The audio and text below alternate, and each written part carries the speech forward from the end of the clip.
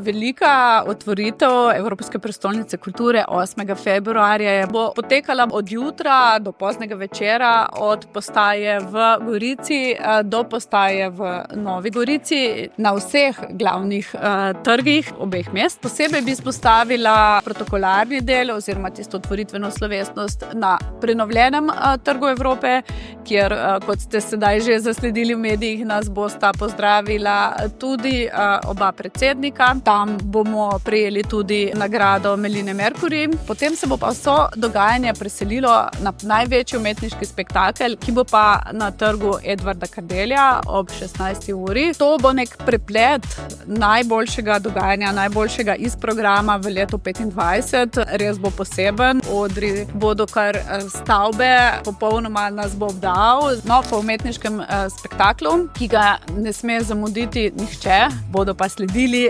glasbeni programi, DJ programi in skupine za zabavo do poznih ur.